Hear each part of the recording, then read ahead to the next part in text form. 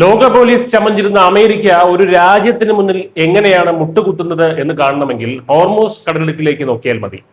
കടലിലൂടെ പോകുന്ന കപ്പലുകളോട് ഗുണ്ടകളെ പോലെ പിരിവ് ചോദിക്കാൻ ഇറാൻ തുടങ്ങിയിരിക്കുന്നു. ട്രംപ് ഭരണകൂടം ഇതിന് കൂട്ടുനിൽക്കുമ്പോൾ ലോകക്രമത്തിൽ എല്ലാം മാറുകയാണെന്ന വലിയ മുന്നറിയിപ്പാണ് നമുക്ക് ലഭിക്കുന്നത്. കഴിഞ്ഞ 4 മാസമായി അടഞ്ഞുകിടക്കുന്ന ഹോർമൂസ് കടലിടുക്കിലൂടെ പോകുന്ന കപ്പലുകളിൽ നിന്ന് മാരിടൈം സർവീസ് ഫീസ് ഈടാക്കുമെന്ന് ഇറാൻ ഔദ്യോഗികമായി തന്നെ പ്രഖ്യാപിച്ചു കഴിഞ്ഞു. ജൂൺ 19 വെള്ളിയാഴ്ച സ്വിറ്റ്സർലാൻഡിൽ വെച്ച് അമേരിക്കയും ഇറാനും ഒപ്പുവെക്കാൻ പോകുന്ന പുതിയ സമാധാന കരാറിന്റെ ഭാഗമായിട്ടാണ് ഈ പിരിവ് വരുന്നത്. ഇതൊരു ട്രാൻസിറ്റ് ടാക്സ് അല്ലെന്നും നാവിഗേഷൻ, പരിസ്ഥിതി സംരക്ഷണം, കപ്പൽ ഇൻഷുറൻസ് എന്നിവയ്ക്കുള്ള ഒരു ഫീസാണെന്നുമൊക്കെയാണ് ഇറാൻ വിദേശകാര്യ വക്താവ് ഇസ്മായിൽ ബഖായി ഇതിനെ ന്യായീകരിക്കുന്നത്. ഹോർമൂസ് കടലിടുക്കിലെ ഈ സേവനങ്ങൾ ഇനി ഇറാനും ഒമാനും ചേർന്നായിരിക്കും നിയന്ത്രിക്കുക. അമേരിക്കയുടെ സമ്മതത്തോടെയാണ് ഇറാൻ ഈ കടൽ കൊള്ളയ്ക്ക് ഇറങ്ങിയിരിക്കുന്നത്. ഫെബ്രുവരി 28 അമേരിക്കൻ ഇസ്രായേൽ ആക്രമണങ്ങൾക്ക് ശേഷമാണ് ലോകത്തെ ഏറ്റവും പ്രധാനപ്പെട്ട ഈ എണ്ണപ്പാത ഏതാണ്ട് പൂർണ്ണമായും അടഞ്ഞത്. എന്നാൽ ഇപ്പോൾ ഇറാനെതിരെ ഉപരോധം കടുപ്പിക്കുന്നതിനു പകരം വിദേശത്ത് മരവിപ്പിച്ച ഇറാന്റെ കോടിക്കണക്കിന് ഡോളറുകൾ വിട്ടുകൊടുക്കാനും യുദ്ധനഷ്ടം നികത്താനുമൊക്കെയാണ് അമേരിക്ക തയ്യാറായിരിക്കുന്നത്. ലബനനിലെ സൈനിക നീക്കം ഇസ്രായേൽ അവസാനിപ്പിക്കണമെന്ന ഇറാന്റെ ഡിമാൻഡും അമേരിക്ക അംഗീകരിച്ച മട്ടാണ്.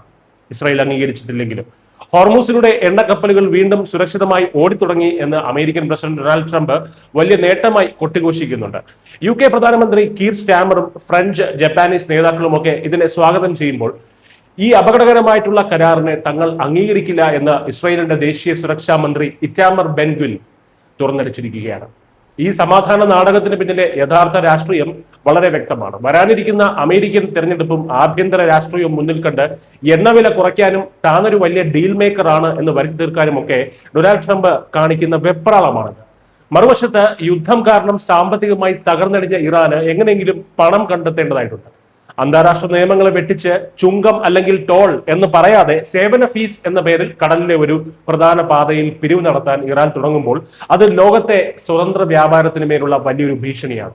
ആദ്യം ടോൾ പിടിക്കും എന്നാണ് ഇറാൻ നൽകിയ സമാധാന നിർദ്ദേശങ്ങളിൽ ഉണ്ടായിരുന്നത്.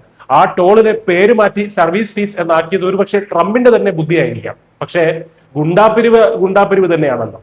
ലോകത്തിലെ ഒരു കടൽപാതയും ആരുടെയും കുടുംബസ്വത്തല്ല. ആഗോള സമുദ്രപാതകളുടെ സുരക്ഷ ഉറപ്പാക്കാൻ ഇനി പഴയതുപോലെ അമേരിക്കയ്ക്ക് കഴിയില്ല എന്നതിന്റെ ഏറ്റവും വലിയ തെളിവാണിത്. ചുരുക്കത്തിൽ ലോകസമാധാനം എന്ന പേരിൽ അമേരിക്ക ഇപ്പോൾ ചെയ്തിരിക്കുന്നത് സ്വന്തം താല്പര്യങ്ങൾക്ക് വേണ്ടി കൂടെ നിന്ന ഇസ്രായേലിനെ ചതിച്ചുകൊണ്ട് ഒരു ഭീകരരാഷ്ട്രത്തിന് മുന്നിൽ പൂർണ്ണമായും കീഴടങ്ങുകയാണ്. അമേരിക്ക എത്രമാത്രം വിശ്വസിക്കാൻ കൊള്ളാത്ത രാജ്യമാണെന്നാണ് വീണ്ടും വീണ്ടും തെളിയുന്നത്. തങ്ങളുടെ എണ്ണക്കപ്പലുകൾ കടന്നുപോകാൻ ഇനി ഇറാന്റെ കനിവിനായി കാത്തു നിൽക്കേണ്ട ഗതികേടിലാണ് ലോകരാജ്യങ്ങൾ.